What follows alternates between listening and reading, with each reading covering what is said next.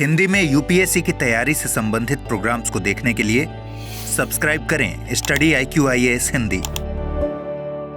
नमस्कार, study IQ IAS Hindi में आप सभी लोगों का बहुत बहुत स्वागत है। हिस्ट्री फैक्ट्स के इस वीडियो में हम अगली जो मिथक या जो अगले ऐसे क्यूरियस टॉपिक को लेकर के आए हैं वो ये है कि क्या सच में आर्यों ने सिंधु घाटी सभ्यता का विनाश कर दिया, सिंधु घाटी सभ्यता को मिटा दिया? क्या उनके आक्रमण से ही सिंधु घाटी सभ्यता जो है वो समाप्त हो गई? ये एक बहुत ही इंपॉर्टेंट फैक्ट है। और ये कितना इंपॉर्टेंट है, मतलब यहाँ पर हम देखें तो डायरेक्टली यहाँ पर टर्म तो मैंने लिखा हुआ है कि क्या इसे सिंधु घाटी सभ्यता को आर्यों ने समाप्त किया, लेकिन अगर आप डायरेक्टली देखेंगे तो ये रिलेटेड है सिंधु घाटी सभ्यता के पतन से। इसका मतलब ये हुआ कि आज के इस टॉपिक में हम ये समझने का प्रयास करेंगे कि आखिर सिंधु घाटी सभ्यता का पतन कैसे हुआ है। ठीक है, तो इस पर्टिकुलर टॉपिक की इंपॉर्टेंस क्या है, आइए एक बार डालते हैं इसके ऊपर नजर और फिर चलते हैं आपको कुछ फैक्ट्स दिखाने के लिए। आइए मैं आपको यहां पर एक प्रश्न दिखाता हूं कुछ। देखिए, ये 2015 में पूछा गया प्रश्न है, ये 2018 में पूछा गया प्रश्न है, ये 2021 में पूछा गया है प्रश्न, और ये यूपीएससी CSE की मुख्य परीक्षा में पूछा गया है। और खास तौर से हिस्ट्री ऑप्शनल का सब्जेक्ट जिनका है वो देखें तो यहां पर ये प्रश्न पूछे गए हैं। देख सकते हैं, प्रश्न पूछा गया, हड़प्पा सभ्यता का पतन बाहरी आक्रमण के बजाय पारिस्थितिक क्षरण के कारण हुआ था, इसकी चर्चा कीजिए। पुरातात्विक साक्ष्य हड़प्पा सभ्यता के पतन के संभावित सामाजिक और राजनीतिक आयामों तक सीधी पहुंच प्रदान नहीं करते। ये साक्ष्य स्पष्ट रूप से दर्शाते हैं कि हड़प्पा संस्कृति में क्रमिक रूप से शहरीकरण की प्रक्रिया चल रही थी। इस पर टिप्पणी कीजिए। क्या आप इस बात से सहमत हैं कि पारिस्थितिक कारकों ने हड़प्पा सभ्यता के प्रवाह और अवनति को प्रभावित किया था? इस पर टिप्पणी कीजिए। तो डायरेक्टली अगर देखा जाए तो ये क्वेश्चन जो है आज के टॉपिक से रिलेटेड हैं, खास तौर से अगर आप हिस्ट्री ऑप्शनल अपना सब्जेक्ट चूज करते हैं। ठीक है, हिस्ट्री ऑप्शनल, हिस्ट्री ऑप्शनल के विभिन्न, अच्छा हिस्ट्री ऑप्शनल से मुझे याद आया कि अगर आप लोग SIQ के स्टूडेंट हैं, यानी SIQ यानी स्टडी IQ के किसी भी पेड बैच को आपने लिया हुआ है, ठीक है, तो आपको मैं मैक्सिमम और एक्स्ट्रा डिस्काउंट, मैक्सिमम और एक्स्ट्रा डिस्काउंट जो है वो आपको दिलवा दूंगा। इसके लिए आप हमें अपना जो रजिस्टर्ड मोबाइल नंबर है, रजिस्टर्ड मोबाइल नंबर जो है, और जो आपकी रजिस्टर्ड ईमेल आईडी है जिससे आपने कोर्स परचेज किया है, वो लोग यहां पर संपर्क कर सकते हैं। मैं उन्हें एक्स्ट्रा और अच्छे से डिस्काउंट दिला दूंगा। जिन लोगों का सब्जेक्ट हिस्ट्री ऑप्शनल है, हिस्ट्री ऑप्शनल है, वो भी हमसे संपर्क कर सकते हैं। हिस्ट्री का कोई भी ऑप्शनल, कोई भी, यहाँ पे जितनी भी सुविधाएं, किसी भी ऑप्शनल की मैं बात कर रहा हूं, तो हिस्ट्री ऑप्शनल या कोई भी ऑप्शनल है, अगर आप उसमें मैक्सिमम डिस्काउंट चाहते हैं तो मुझे मेल कर दीजिएगा मेरे ईमेल आईडी पर virad.dubey virad.dubey dubey@studyiq.com पर अपना नाम और मोबाइल नंबर लिख करके जिस पे आपको रजिस्ट्रेशन कराना है। आइए एक झलक डालते हैं, एक नजर डालते हैं कि इंडस वैली सिविलाइजेशन जो है वो किस प्रकार से है। जरा एक बार आइए इसके ऊपर नजर डालते हैं, इसके डिक्लाइन के ऊपर एक बार नजर डालते हैं। ये मैप आप देख रहे हैं, इंडस वैली सिविलाइजेशन के लोकेशन को दिखाता है ये सिंधु घाटी सभ्यता के। इसके बाद जरा इस पर नजर डालिए, कैसा वीरान विरावान सा ये शहर दिखाई दे रहा है। इस पर नजर डालिए, कितनी सन्नाटे भरी ये जगह है, पतन की कहानियां बयां कर रहा है। इसके रूइंस जो हैं वो आपको दिखाई दे रहे हैं, कुछ उसी तरीके से यहां पर भी, और शायद उसी का आभास करने कोई व्यक्ति वहां पर मौजूद है किसी समय का। ये वो खंडहर होती हुई इमारतें हैं जो बताती हैं उसका पतन किस प्रकार से हुआ। अगर चाहो तो खोज लो मुझे, मैं अपने कारणों को इसी में समेटे हुए हूं, और मैं ये भी बताता हूं कि मैं किस प्रकार से एक शानदार इमारत हुआ करता था, एक शानदार सभ्यता का। बहुत ही बेहतरीन इतिहास, बहुत ही शानदार कहानी, बहुत ही लोगों को प्रभावित करने वाली एक सभ्यता, खासतौर से भारत को। तो वो यहाँ पर पतन हो जाता है। उसका क्यों हो जाता है उसके ऊपर हम लोग यहाँ पर चर्चा करेंगे। चर्चा को आगे बढ़ाते हैं एक जरूरत की खबर के साथ कि अगर आप मिशन सक्सेस सेल का लाभ उठाना चाहते हैं, आज ही विरद लाइव कोड का इस्तेमाल कीजिए। 10,000 रुपए का ये गोल्ड बैच हुआ करता था, इसके प्राइजेस जो हैं और ज्यादा ड्रॉप हो गए हैं और ये अब 7,499 मिल रहा है। प्लेटिनम जिसको अभी तक आप करीब 20,000 रुपए में खरीदा करते थे, तो वो अब उसके प्राइस ड्रॉप होकर के 13,999 हो गए हैं। और डायमंड बैच जो कि करीब 35,000 के आसपास आप खरीदते थे, उसके प्राइस ड्रॉप होकर के 16,999 हो गए हैं। You have to use just the code word live. और एडमिशन लेते समय आपके पास जिसकी भी कॉल आए उससे बोलिए कि एक तो नंबर 1 मुझे विरद लाइव कोड पे ही एडमिशन लेना है और जो भी आप डिस्काउंट दिलाना चाहते हैं वो मुझे इसी कोड पर दिलाइए, जिससे मुझे भरोसा रहे कि हम सही जगह जुड़ रहे हैं। दूसरा, आप मुझसे कॉल पर बात करवा लें, उनसे कहें कि मुझे विरद सर से कॉल पे बात करनी है और जैसे ही उनसे बात हो जाएगी मैं तुरंत एडमिशन के लिए हाँ कर दूंगा या हाँ कर दूंगी, अगर आपको किसी प्रकार की कोई दिक्कत हो रही है। हालांकि वो सब हमारी तरफ से ही कॉल करने वाले लोग होते हैं, आपकी सहायता करते हैं, जिससे कि ऑनलाइन एडमिशन के दौरान आपसे कोई मिस्टेक ना हो। तो चलिए बढ़ते हैं आगे, चीज़ों को पढ़ाते हैं आगे। जरा इस मैप पे नज़र डालें, एक बार इस मैप के ऊपर नज़र डालें तो ठीक है, अगर थोड़ा बहुत ब्लर भी दिख रहा होगा तो चलेगा, बट आपको यहां पर स्पॉट्स तो रेड दिखाई दे रहे होंगे और रेड स्पॉट्स धीरे धीरे करके यहां से यहां के फेज में कम हो जाते हैं। तो ये जो मैप है ये उन सेटलमेंट्स को शो कर रहा है जो इंडस रिवर वैली सिविलाइजेशन पे आपको दिख रहे हैं और ओवर द टाइम वो डिक्लाइन हो रहे हैं। Red dot represents town and villages and white dot represents major cities. तो आपको व्हाइट डॉट्स इसमें थोड़े से कम दिख रहे होंगे बट रेड डॉट्स तो आपको दिख ही रहे होंगे, ठीक है। और आप देख सकते हैं कि कैसे कैसे धीरे धीरे करके नंबर ऑफ जो टाउन्स एंड सिटीज हैं उनमें डिक्लाइन हो रहा है, उनमें पतन जो है वो हो रहा है। तो एक एक करके हम इन पतन के कारण जो है उनको समझने का प्रयास करेंगे कि सिंधु घाटी सभ्यता का पतन क्यों हुआ। तो सबसे पहले तो आप देखेंगे तो हड़प्पा सभ्यता के पतन के कारकों को अगर हम देखें तो जैसे सिंधु घाटी सभ्यता का आप उद्गम पढ़ते हैं ना, उद्गम पढ़ते हैं तो आपने पता किया होगा कि भाई उद्गम का कोई एक कारण नहीं है, बहुआयामी कारण आपको देखने को मिलते हैं। उद्गम एक क्रमिक रूप में आपको उद्गम देखने को मिलता है। अगर आप देखोगे तो आपको यहां पर एक क्रमिक स्वरूप दिखाई देगा। क्रमिक स्वरूप का मतलब होता है कि ऐसा नहीं है कि एकदम से सभ्यता प्रकट हो गई है, धीरे धीरे चेंजेस आए हैं और उन्हीं चेंजेस को ध्यान में रखते हुए सभ्यता की शुरुआत हो रही है और एक ऐसा समय आ रहा है जिस समय सभ्यता अपने टॉप पर है, अपने सबसे चरम पर है वो। तो उसको हम लोग बोलते हैं मैच्योर हड़प्पन एरा या परिपक्व हड़प्पा का समय। ठीक उसी तरीके से जब हड़प्पा का डिक्लाइन हो रहा है तो डिक्लाइन भी क्रमिक रूप से हो रहा है। कहते हैं कि महत्वपूर्ण तरीके से अगर हम देखें तो हड़प्पा और मोहनजोदड़ो जो दो इंपॉर्टेंट साइट थी उनका पतन तकरीबन 2000 ईसा पूर्व में होना शुरू हुआ, लेकिन उसके बावजूद भी वो काफी लंबे समय तक अपने पतन शुरू होने के भी काफी लंबे समय तक वो अपनी विकास की अवस्था में रहे। यानी कि एक तरफ जहां पतन हो रहा था वहीं सभ्यता अभी भी मौजूद थी, ऐसा नहीं कि वो सभ्यता पूर्णतः मिट गई, धीरे धीरे हुआ। लेकिन जैसे जैसे हम 1750s के समय में आना शुरू होते हैं तो अन्य स्थलों के ऊपर भी इसका प्रभाव देखने को मिलता है और सभ्यता पतन की ओर आगे बढ़ती चली जाती है। तो क्वेश्चन यही होता है कि भाई हड़प्पा सभ्यता का पतन किस कारण से हुआ, और इसको लेकर के कोई भी इतिहासकार जो कारण बता रहे हैं वो डिफरेंट हिस्टोरियंस, डिफरेंट रीजंस, और कई बार उन रीजंस पे एकमत होते हुए भी नहीं दिख रहे हैं। तो कंक्लूसिवली अगर देखा जाए तो हमको यही समझ में आता है कि भाई इसका मतलब मल्टी रीजंस हो सकते हैं और जिस पर अलग अलग इतिहासकारों का अलग अलग मत हो सकता है।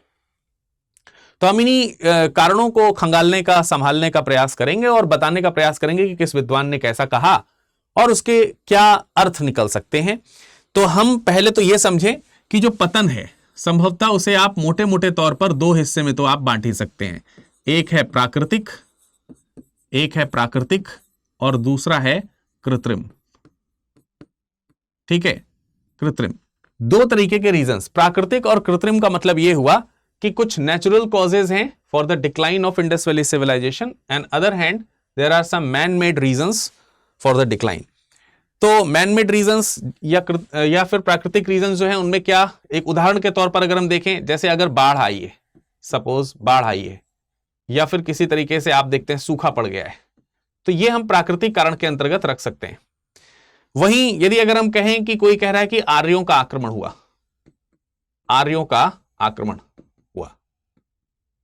जिसको कुछ इतिहासकारों ने स्वीकार किया, किसी ने कहा कि शहरीकरण हुआ, तो ये सब कारण, ये सब उदाहरण जो है वो किस में माने जा सकते हैं, ये सब उदाहरण माने जा सकते हैं कृत्रिम में। तो कई सारे हैं ऐसे, सारे मैं एक साथ नहीं लिख रहा हूं, अलग अलग तरीके से अलग अलग प्रकार से लिखने का प्रयास करूंगा, आप समझने का प्रयास कीजिए। तो चलिए एक एक करके हम समझने का प्रयास करते हैं।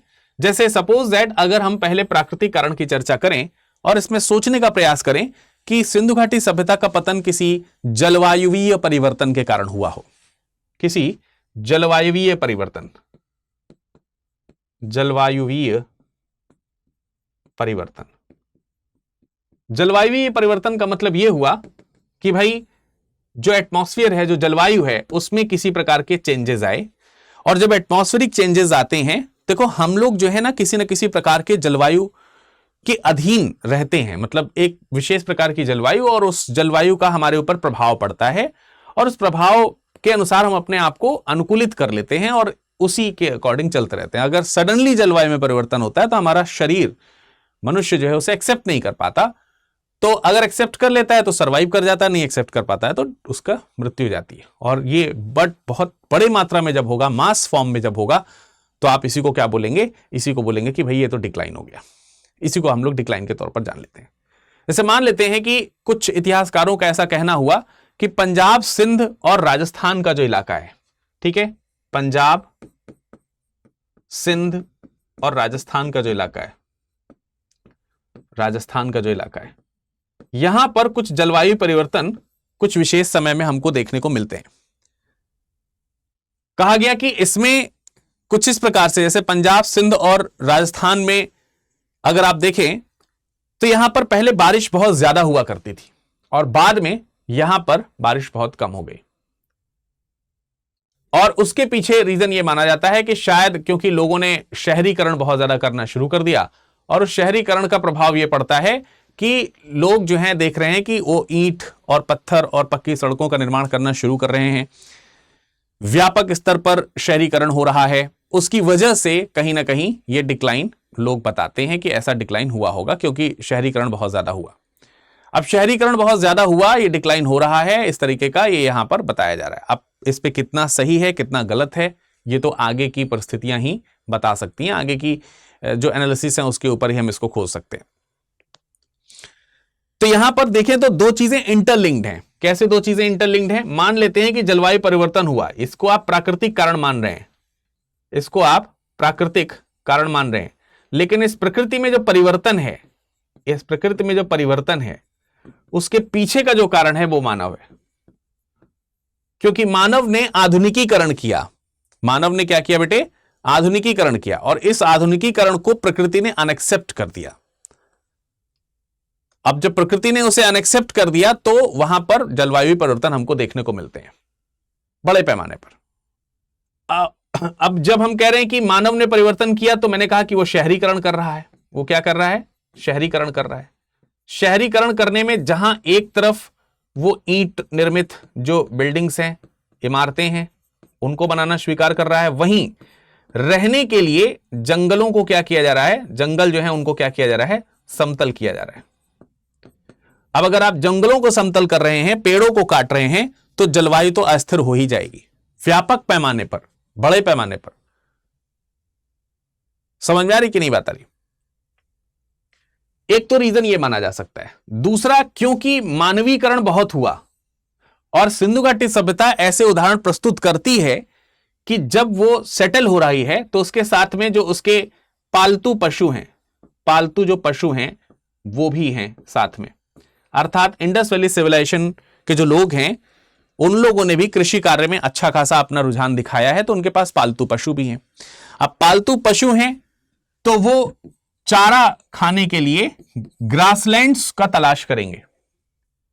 बड़ी मात्रा में व्यापक स्तर पर भूमि से घास के मैदान साफ हुए होंगे, और इन सब का प्रभाव पड़ा होगा किस पर?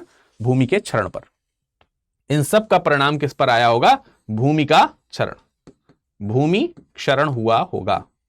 और भूमि क्षरण के कारण इस तरीके के जलवायु परिवर्तन संभव है। या तो तेजी से बाढ़ आई होगी, या फिर नदियां सूखने लगी होंगी। नदियों के सूखने के प्रमाण भी मिलते हैं, जैसे बाढ़ के प्रमाण मिलते हैं, वैसे ही नदियों के सूखने के प्रमाण भी मिलते हैं। नदियां सूख गई, खास तौर से जैसे सरस्वती। माना जाता है कि सरस्वती नदी जो है वो पहले बहा करती थी, अब नहीं बह रही थी। एक महत्वपूर्ण तरीके से दृशदवती नदी, दृशदवती, ये वो प्रमुख नदियां हैं जो सूख गई। और जब ये सूख गई तो इनके प्रभावित जो इलाके हैं वो सूखाग्रस्त हो गए, सूखाग्रस्त हो गए। और पिछले वाले में हमने देखा कि नदियां जो हैं वो क्या कर रही हैं, उनमें हो सकता है कि ये जो बाढ़ आई है तो बाढ़ आने के रीजन हो सकते हैं नदियों ने अपने मार्ग परिवर्तित किए हों, तो नदियां मार्ग भी परिवर्तित करती हैं, नदियों का मार्ग परिवर्तन। जब नदियों का मार्ग परिवर्तन होगा तो जिन मार्गों से वो बह रही हैं उन मार्गों में तो सूखा पड़ जाएगा, उन मार्गों में क्या पड़ जाएगा, सूखा पड़ जाएगा। जिन मार्गों से नहीं बह रही हैं अब वहां बहने लगेंगी, तो वो जो इलाके हैं वो पहले से जो यहां पर रह रहे हैं, जो जितने भी सेटलमेंट्स हैं वो बाढ़ के चपेट में आ जाएंगे। तो यहां पर क्या हो जाएगी, बाढ़ आ जाएगी। एक ही घटना से दो जो है विनाशकारी प्रभाव आपको देखने को मिल रहे हैं, एक ही घटना से। लेकिन हड़प्पा सभ्यता के पतन के ये जो जलवायु कारण हैं, इनको कुछ विद्वानों के समूह जो है वो स्वीकार नहीं भी करते हैं। ना करने के भी कुछ रीजन होंगे, जैसे कि उनका यह कहना है कि इस स्थल के जब उत्खनन किए गए तो ऐसा कोई प्रमाण नहीं मिलता है जिसके आधार पर यह कहा जाए कि पिछले 4000 सालों में किसी तरीके का जलवायु परिवर्तन आया हो जिसने हड़प्पा को डायरेक्टली इंपैक्ट किया हो। यानी कि कुछ विद्वान हैं, कुछ विद्वानों का समूह है जो इस बात को मानने से इनकार करता है कि जिस एरिया में सिंधु सभ्यता है, इंडस वैली सिविलाइजेशन है, वहां पर पिछले 4000 सालों में भी कोई जलवायु परिवर्तन हुआ हो। जलवायु, ठीक है, जलवायु परिवर्तन हुआ हो। इस परिवर्तन को वो क्या करते हैं, अनएक्सेप्ट करते हैं, पूरी तरीके से अनएक्सेप्ट करते हैं, और इस कारण वो इसको अस्वीकार भी करते हैं कि ऐसा हुआ होगा। फिर भी वो कहते हैं कि चलो मान भी लेते हैं कि जलवायु परिवर्तन हुआ भी हो किसी कारणवश, तो कहते हैं राजस्थान के स्थलों का पतन हुआ। राजस्थान कभी पानी से ग्रस्त था, लेकिन जो स्थान राजस्थान में नहीं थे, जो स्थान पंजाब में नहीं थे, जो स्थान सिंध में स्टैब्लिश नहीं थे, उनका पतन क्यों हुआ? फिर उनका पतन नहीं होना चाहिए था। तो वही बात है कि कुछ लोग बाढ़ को रीजन मान रहे हैं, कुछ लोग, जैसे बाढ़ को रीजन की अगर हम बात करें तो बाढ़ में भी कुछ विद्वानों का मत है कि हड़प्पा सभ्यता में खासतौर से मोहनजोदड़ो है। जैसे मैं बाढ़ के रीजन की अगर बात कर रहा था तो उसमें कुछ स्थल नहीं लिखे, मैं लिख देता हूं। जैसे मोहनजोदड़ो है। अच्छा, आप लोगों ने मोहनजोदड़ो फिल्म देखी है? उस मोहनजोदड़ो के फिल्म को जब खत्म किया जाता है, एंड किया जाता है, तो उसमें भी ये दिखाया गया है कि बाढ़ के कारण सभ्यता का पतन हो रहा है, सब चीजें डूब रही हैं। चनहूदड़ो है, चनहूदड़ो, मोहनजोदड़ो, चनहूदड़ो और सिंध के कुछ इलाके हैं, जैसे आप देखेंगे लोथल वगैरह का जो इलाका है, लोथल जो बंदरगाह इलाका हुआ करता था, ये वो इलाके हैं जो बाढ़ के कारण डूब गए, ऐसा बताया जाता है। उनका पतन हुआ, बाढ़ के कारण इनका जो है वो ये नष्ट हो गए। तो अब जब नष्ट हुए होंगे तो एक चीज ये है कि यहां पर लोगों ने या तो पलायन कर लिया, और पलायन करने से उस जगह पर सभ्यता का अंत हो गया, उस जगह पर लोग नहीं दिखाई दे रहे हैं। आप देख रहे हैं कि घरों में पानी चला गया, डूब गई इमारतें। लेकिन बाढ़ एक कारक हो सकता है, पूर्णतः इसे स्वीकार नहीं किया जा सकता। क्यों? क्योंकि मान भी लिया जाए कि मोहनजोदड़ो, चनहूदड़ो, लोथल जैसे इलाकों में बाढ़ हुआ, तो बहुत सारे ऐसे इलाके थे जहां पर बाढ़ नहीं थी, वो जीवित रहने चाहिए थे। समझ में आ रही कि नहीं बात आ रही? तो ये सब चीजें हैं कि दिखाती हैं कि दोनों चीजें हुए होंगी। और ज्यादा अगर देखा जाए तो जलवायु परिवर्तन में एक आध चीजें और भी बताई जाती हैं। कुछ विद्वानों का यह मानना है कि जो विवर्तनिक परतें हैं, विवर्तनिक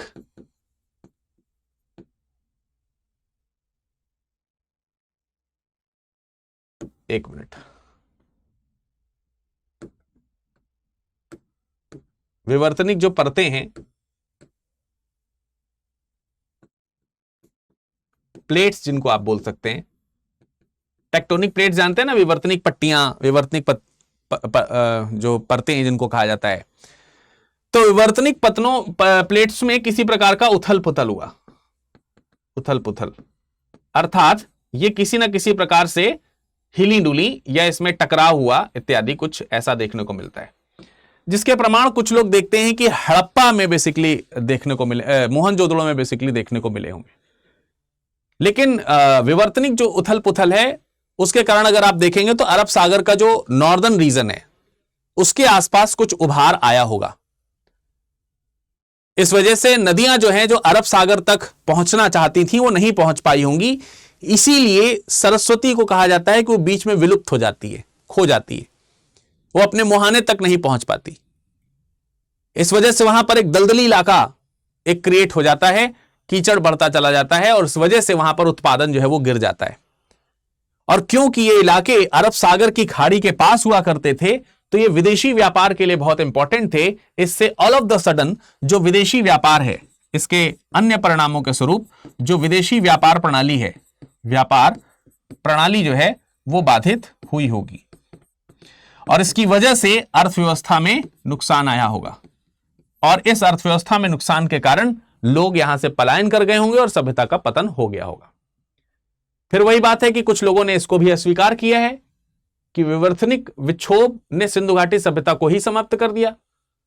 हां, यह जरूर स्वीकार करते हैं कि उसके किसी एक भाग को हो सकता है कि प्रभावित किया हो, पूरी तरीके से सभ्यता के पतन के लिए जिम्मेदार नहीं मानते। अब ये सब कारण हैं, उसके अलावा कुछ और भी कारण माने जाते हैं, जैसे हो सकता है कि सिंधु घाटी सभ्यता में किसी विशेष प्रकार की महामारी फैली हो, महामारी फैली हो। जैसे आप लोगों ने अभी रिसेंट में कुछ वर्षों पहले देखा था कि भारत क्या विश्व के बहुत सारे हिस्से में कोविड-19 जैसी महामारी फैली थी। हो सकता है कि उस समय प्लेग या फिर मलेरिया जैसी बीमारी हुई हो और सभ्यता ने एक बड़ी जनसंख्या को चपेट में ले लिया हो, बड़ी जनसंख्या को क्या किया हो, जनसंख्या को चपेट में ले लिया हो, चपेट में ले लिया हो। लेकिन अब फिर वही यहां पर क्वेश्चन आता है कि इस तरीके से तो महामारी अभी हम लोगों ने रिसेंटली देखी, तो क्या इससे सभ्यता का अंत हो गया? एक बड़ी मात्रा में लोगों की मृत्यु जरूर होती है, महामारी सभ्यता के पतन का कारण बन सकती है क्या? पतन का कारण नहीं बन सकती। हो सकता है कि उसने कुछ थोड़ा बहुत नुकसान किया हो, नुकसान तो स्वीकार किया जा सकता है, लेकिन पूर्ण पतन हो गया हो ऐसा भी स्वीकारा नहीं जाता। अच्छा, एक चीज और थी, पिछला वाला जो मैंने एक पॉइंट लिखा उसको यहां पर थोड़ा सा और कंटिन्यू कर लें। जैसे यहां विवर्तनिक प्लेट्स की मैं बात कर रहा था, उस पर हमने नदियों के पानी के जो मुहाने तक पहुंचने की कहानी है उसमें बताया कि वो नहीं पहुंच पाए। लेकिन एक और चीज हुई होगी, टेक्टोनिक प्लेट्स के जो विवर्तनिक पट्टियां हैं, विवर्तनिक जो पट्टियां हैं, उन विवर्तनिक पट्टियों के कारण एक संभावना और हुई होगी कि इनके विक्षोभ के कारण, इनके विक्षोभ के कारण हो सकता है कि भूकंप आया हो। और भूकंप में भी जिस प्रकार से कई सारी इमारतें टूट करके बिखर गईं, तो संभवतः वहां पर किसी विवर्तनिक विक्षोभ के कारण यहां पर भूकंप आने की संभावना हमको देखने को मिलती है। और सिंधु, रावी, घग्गर, ये वाले जो रीजन्स हैं उनमें भूकंप के कुछ रीजन क्षेत्र जो है वो देखे जाते हैं। सिंधु, रावी और घग्गर नदी जो है, घग्गर नदी जो है ये प्रभावित हुई होंगी, किसके कारण? इनके कारण। ठीक है, तो ये भी एक कारण हमको यहां पर देखने को मिल सकता है। बट वही बात है कि इससे पूरी की पूरी सभ्यता का पतन हो गया हो, क्योंकि सभ्यता केवल यहीं पर नहीं रह रही थी, सभ्यता का प्रभाव क्षेत्र बहुत बड़ा था। ठीक है, अब हमने अभी तक जितनी चीजें पढ़ी उसमें अगर आप देखेंगे तो कृत्रिम कारण ज्यादा थे, लेकिन उन कृत्रिम कारणों के पीछे भी थोड़े थोड़े मानव के हस्तक्षेप हमको दिख रहे थे। चलो ठीक है, मान लेते हैं कि वो कृत्रिम कारण थे, माफ कीजिएगा, कृत्रिम कारण, प्राकृतिक कारण। उन प्राकृतिक कारणों के पीछे मानव जनित कारण अभी तक आपने देखे। अब हम थोड़ा सा कृत्रिम कारण की ओर देखें तो जो दावेदारी आती है पूर्णतः कृत्रिम कारण की, उसमें मार्टिमर व्हीलर का एक स्टेटमेंट आता है। मार्टिमर व्हीलर और गार्डनर चाइल्ड, इनके स्टेटमेंट्स हमको देखने को मिलते हैं जो इसके बारे में बताते हैं। मार्टिमर व्हीलर और गार्डनर चाइल्ड, जो किसके बारे में ज्यादा बता रहे हैं? जो आर्यों के आक्रमण के बारे में बता रहे हैं। आर्यों का आक्रमण हुआ होगा, आर्यों का आक्रमण हुआ होगा, इसके ऊपर चर्चा वो करते हैं। और ये पूरी तरीके से कृत्रिम कारण माना जा सकता है। अगर ऐसा हुआ है तो ये पूरी तरीके से कृत्रिम कारण जो है इसको माना जा सकता है, इसमें कोई दो राय नहीं है। ठीक है, इसके ऊपर कोई शंका नहीं है। तो मतलब है इस तरीके की चीजें अगर आप देखेंगे तो, गार्डनर चाइल्ड और इनकी बातों को अगर हम स्वीकार करें। इनका कहना है कि आर्य जो हैं उनका आक्रमण हुआ, उनका आगमन हुआ पश्चिमोत्तर में अफगानिस्तान के विभिन्न दर्रों से धीरे धीरे करके आर्यों ने प्रवेश किया, और जिन जगहों पर उन्होंने अपने आप को सेटल किया वो जगह जो है सप्त सैंधव रीजन कहलाती है। और इसीलिए वो कनेक्ट करते हैं क्योंकि सप्त सैंधव रीजन जो है वह तो सिंधु सभ्यता के लोगों के रहने का निवास था। तो जो बलूचिस्तान के आसपास का इलाका है, बलूचिस्तान में दूसरी शताब्दी ईसा पूर्व में अगर आप देखेंगे तो एक जगह पड़ती है राना घुंडई। कौन सी जगह पड़ती है? राना घुंडई, बलूचिस्तान के पास आपको देखने को मिलेगा। इसी तरीके से नाल, इसी तरीके से डाबरकोट, ऐसे कुछ इलाके जो हैं आप लोगों ने मैप में देखे होंगे। यहां की जो बस्तियां हैं, इन बस्तियों के बारे में माना जाता है कि इनका जो इलाका है, अगर आप उनके अवशेषों को देखें तो पूरी तरीके से अस्त व्यस्त दिखाई देते हैं। ये वो इलाके हैं जहां पे पूरा जो मानव इलाका है, मानव इलाका जो है वो पूरा अस्त व्यस्त दिखाई देता है। अस्त व्यस्त दिखाई देने के साथ साथ यहां से जो कंकाल मिले हैं वो कंकाल कई जगहों पर पूर्ण नहीं है, टूटे अधूरे कंकाल है। ये एक चीज। इसके अलावा आगे चल करके जब हम अगली सभ्यता के बारे में पढ़ते हैं तो आर्य सभ्यता, और उसमें सबसे पहले ऋग्वेद दिखाई देता है। ऋग्वेद में इंद्र का जिक्र किया गया, जिन्हें पुरंदर के रूप में स्वीकारा किया है। पुरंदर अर्थात दुर्ग को तोड़ने वाला, इस तौर पे स्वीकार किया गया। ऋग्वेद में अन्य कुछ शब्द हैं जैसे हर रुपया, ऐसे शब्दों का उल्लेख किया गया है जो प्रदर्शित करता है कि शायद आर्य सभ्यता यहां पर आई और उसने युद्ध किया। और इन्हीं सब चीजों के आधार पर इन लोगों ने यह निर्णय निकाला कि आर्यों का आगमन जो है वो सिंधु घाटी सभ्यता के पतन का एक कारण है। लेकिन कई सारे लोग इसे स्वीकार नहीं भी करते हैं। क्यों? क्योंकि जब हड़प्पा का पतन हुआ, हड़प्पा का जो पतन है और आर्यों का जो आगमन है, आर्यों का जो आगमन का वर्ष बताया जाता है उसमें वर्षों का गैप है, वर्षों का गैप है, बीच में काफी ज्यादा वर्षों का एक अंतराल है, गैप है। जैसे 1750 ईसा पूर्व के आसपास हड़प्पा सभ्यता का पतन हो गया और आर्यों का आगमन जो है आप 1000 के आसपास देख रहे हैं, या 1500 के आसपास, 1500 ईसा पूर्व के आसपास देख रहे हैं। तो इसके बीच में एक टाइम का अच्छा खासा गैप है। और इसके अलावा मोहनजोदड़ो से एक आध ऐसे नरकंकाल पाए गए हैं। एक ऐसा कंकाल मिला है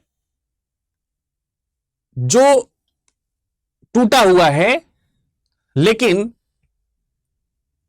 उसकी मृत्यु किसी चोट के कारण हुई है ऐसा पता नहीं चल पाता है। तो टूटे हुए कंकालों में ज्यादातर एक कंकाल ये नहीं बता पा रहे हैं कि वो किसी चोट के कारण, अर्थात किसी ने हमला किया, ऐसा कोई कारण देखने को मिलता है। तो एक गैप यहां पर भी है। तो जितनी भी चीजें आप लोगों ने यहां पर पढ़ी उसमें अगर आप ओवरऑल इसको समराइज करें तो हमको क्या समझ में आएगा?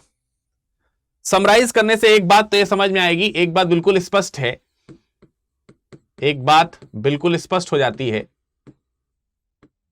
और वो क्या है कि पतन जो है उसका कोई एक कारण नहीं है, कोई एक कारण नहीं है। जैसे सिंधु घाटी सभ्यता के बहुत सारे कंकाल मिले हैं, वो विभिन्न स्तरों के कंकाल हैं। विभिन्न स्तरों के कंकाल का मतलब अलग अलग समय के कंकाल हैं। एक ही अगर नरसंहार हुआ या फिर अचानक से सभ्यता का अंत हुआ तो एक ही समय के नरकंकाल होने चाहिए, पर वो अलग अलग समय के। इससे साबित होता है कि पतन जो है वो एक क्रमिक प्रक्रिया है, क्रमिक प्रक्रिया रही होगी। और इस क्रमिक प्रक्रिया ने बहुत सारे स्टेप्स लिए होंगे। जैसे हो सकता है कि सभ्यता का कुछ हिस्सा बाढ़ के कारण, तो कुछ हिस्सा सूखा होने के कारण, कुछ हिस्सा भूकंप के कारण, तो कुछ हिस्सा उत्पादकता में कमी के कारण,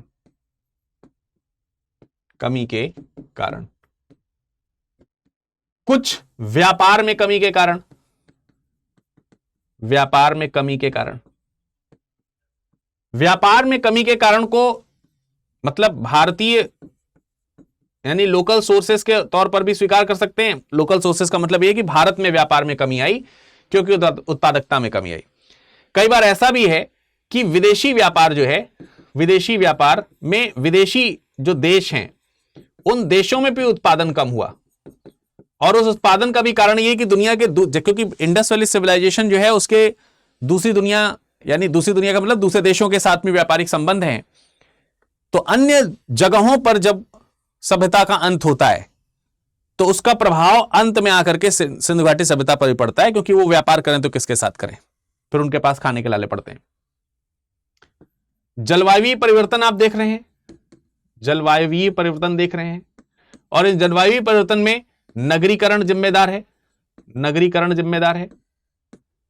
जंगलों का काटा जाना, ठीक है, जंगलों का काटा जाना, घास के मैदानों में कमी, घास के मैदानों में कमी, और अस्वीकार्य है आर्यों के आक्रमण की बात, लेकिन कहा गया है तो हमें लिखना होगा आर्यों का आक्रमण जैसी कोई चीज।